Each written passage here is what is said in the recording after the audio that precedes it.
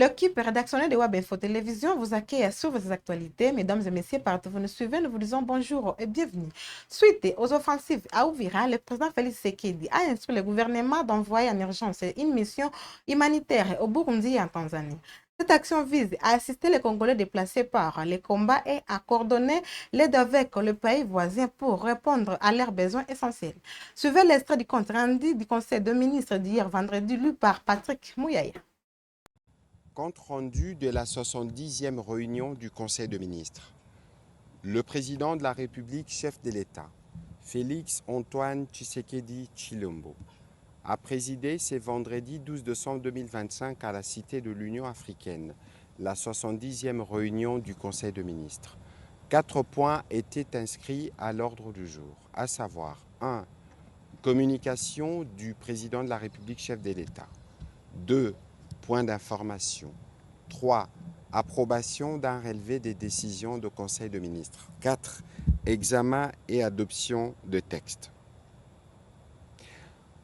Bien avant sa communication, le président de la République, dans la suite de la communication qu'il avait faite hier à l'occasion de la réunion restreinte du gouvernement, a tenu à exprimer sa solidarité aux populations durement affecté par la récente offensive de l'armée rwandaise. À ces propos, il a instruit la première ministre et les membres du gouvernement concernés à préparer urgemment une mission humanitaire qui pourra se rendre au Burundi et en Tanzanie pour apporter l'assistance humanitaire nécessaire à nos compatriotes qui se sont déplacés à la suite de ces événements.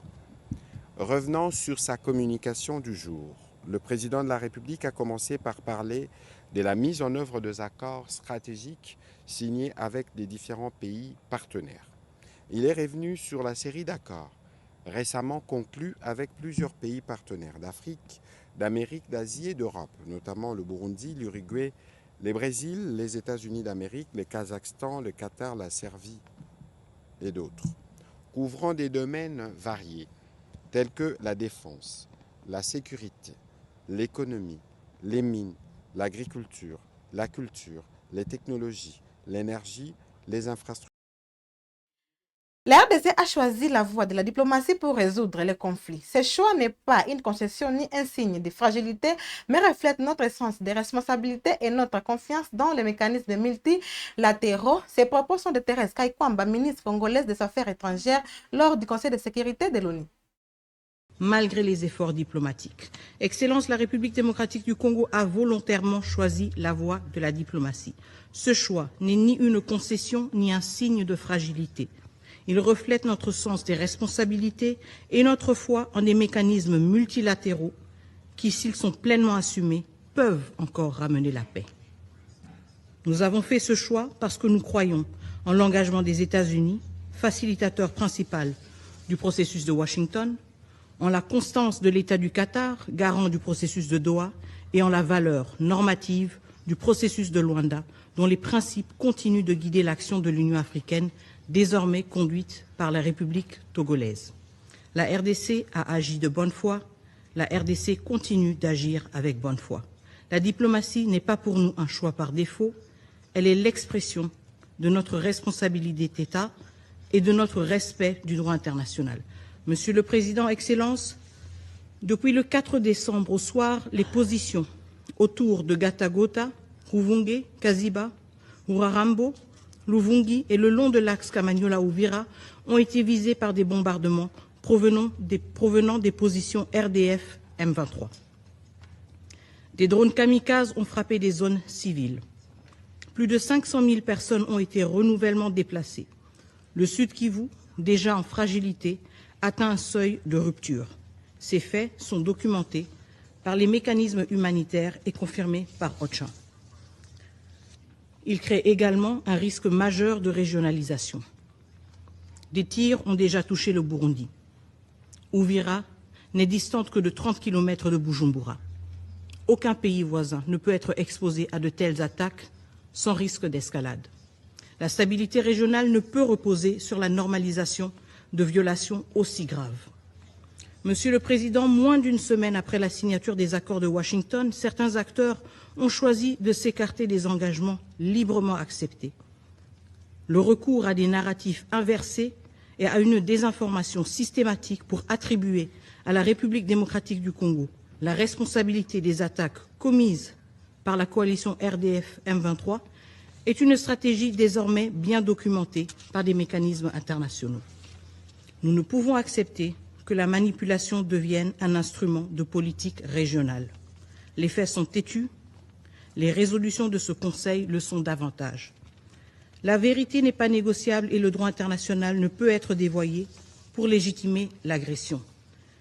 Les violations constatées contreviennent à la résolution 2773, à l'accord du 27 juin signé à Washington, à l'accord signé à Washington le 4 décembre, à la déclaration de principe et l'accord cadre de Doha et aux conditions mêmes de la mise en œuvre du cadre d'intégration économique régionale aussi signé à Washington.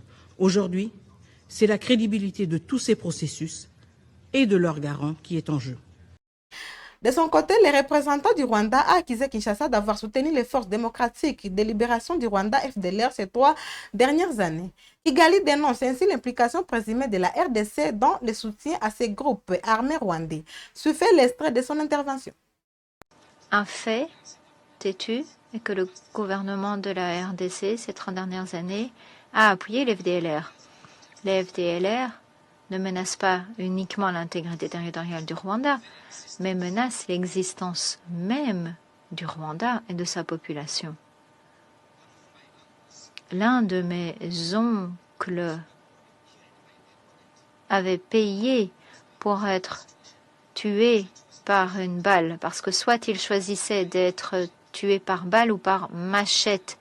L'un de mes oncles a payé de l'argent pour être tué par une balle.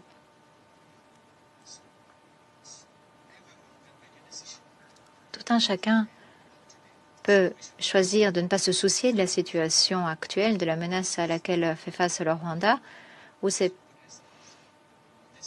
des personnes au nom desquelles je m'exprime, dont personne ne se soucie et personne ne se soucie de leur situation, ou alors on leur demande d'être participants à leur propre extermination. Est-ce qu'on peut vraiment aller aussi loin? En conclusion, honorables membres du Conseil de sécurité, nous remercions les médiateurs, nous les remercions très sincèrement et nous remercions tout particulièrement les médiateurs des efforts actuellement consentis, je pense notamment aux États-Unis, qui s'efforcent de réagir à la situation la plus récente. Réagissant à ce Conseil de sécurité de l'ONU, l'Alliance des forces congolaises AFC a publié une déclaration ce samedi 13 décembre concernant la situation en RDC. Le mouvement qui inclut M23 affirme agir contre ce qu'il décrit comme l'absence d'autorité de l'État, des violences ethniques ciblant certaines communautés, une mauvaise gouvernance et la répression de l'opposition. Ces accusations n'ont pas été vérifiées de manière indépendante et s'inscrivent dans le cadre du discours du groupe, déclare ce mouvement. La communauté Banyamulenge en RDC déclare n'avoir jamais sollicité l'aide d'un État étranger. Elle exprime sa préoccupation soulignant que cette position la rend plus vulnérable face aux autres communautés du pays. Suivez un extrait de sa déclaration rendue publique ce samedi 13 décembre 2025.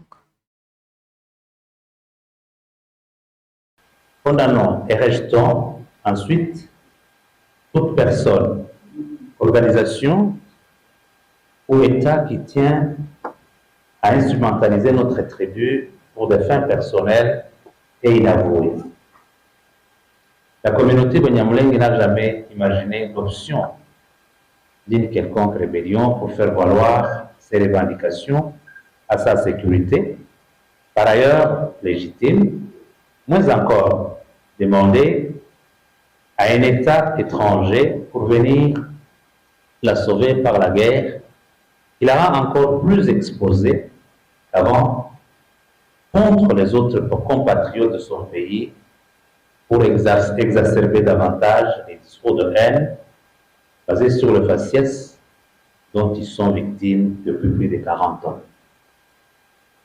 Ils ont toujours utilisé les voies de plaidoyer auprès des autorités nationales comme droit et exigé à plusieurs reprises l'arrêt des hostilités, des atrocités leur infligées. À cet effet, nous saluons les discours du chef de l'État qui, à plusieurs reprises, a clairement dénoncé les discriminations dont nous sommes victimes et exigeons que les services de sécurité suivent ce mot d'ordre. Tenons avec beaucoup d'intérêt à la cohabitation pacifique entre notre tribu et nos voisins et qui s'éloigne chaque fois quand il y a une guerre menée à notre nom. Demandons à notre gouvernement de combattre les discours de haine et de veiller à la cohésion nationale, seul gage d'une stabilité pérenne en RDC.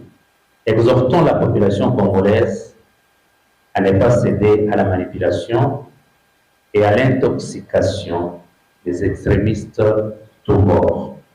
Réaffirmons notre indéfectible attachement aux institutions légalement établies en RDC.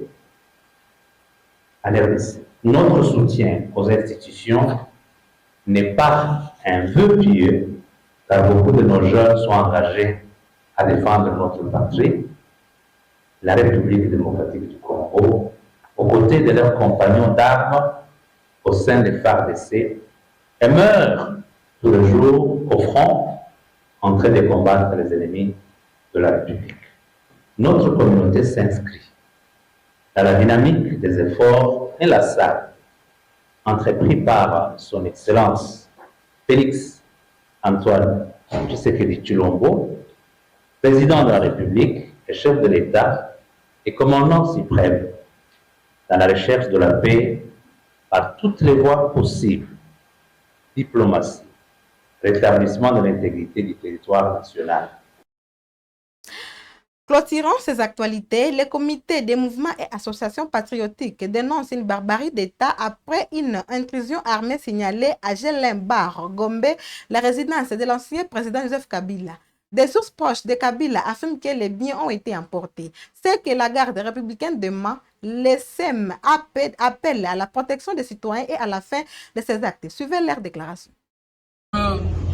Nous dénonçons cet acharnement de manière à outrance, de manière brutale, inhumaine contre notre autorité morale, Joseph Kabila Kabange, jusqu'à piller sa résidence. Alors c'est très grave. Ça nous en appelle à la responsabilité de l'État congolais. Combien aujourd'hui, si un ancien président qui a fait 18 ans doit être touché? Et quel est l'héritage pour l'avenir des différents présidents qui viendront? Nous dénonçons cela et condamnons cela. Et c'est un fait qui ne doit pas passer inaperçu. Les faits doivent être rétablis. Celui qui en est l'auteur doit être reconnu. Nous demandons à l'État congolais de prendre la responsabilité de ces massacres qui venaient d'être faits dans la résidence de l'ancien président Joseph Kabila Kabange, notre autorité morale légendaire et de référence. Chers camarades, nous restons déterminés. Ceux qui ont fait ça doivent se retrouver devant la loi, devant les responsabilités. Et ça, si cela n'est pas fait, nous prenons la communauté internationale et la communauté nationale en témoin. Ça sera la complicité du gouvernement congolais, du pouvoir en place, s'il n'arrivait pas à montrer aux Congolais qui a fait cette aventure de pillage à la résidence de notre autorité morale Joseph Kabila Kabange. Nous dénonçons cela, nous dénonçons et nous déplorons ces comportements. Mais le temps nous donnera raison. Nous soutenons Joseph Kabila. Joseph Kabila Kabange est notre autorité morale. De partout où il est, nous le soutenons. Condamnez-les à mort, pillez sa maison, détruisez tout ce que vous voulez. Nous, kabilistes, du Mopako, membre de la CEMAP, nous, ses disciples, croyons en lui. Il est libérateur d'un peuple affamé, peuple souffrant. Il est libérateur d'un peuple longtemps meurtrier. Nous le soutenons et nous allons toujours le soutenir. Nous restons avec lui et nous resterons toujours avec lui. Et nous resterons toujours avec lui. C'est par cet élément que nous mettons fin à ces actualités. N'oubliez pas de vous abonner, de cliquer sur la cloche de notification pour ne rien manquer sur Web Info Télévision. Au revoir.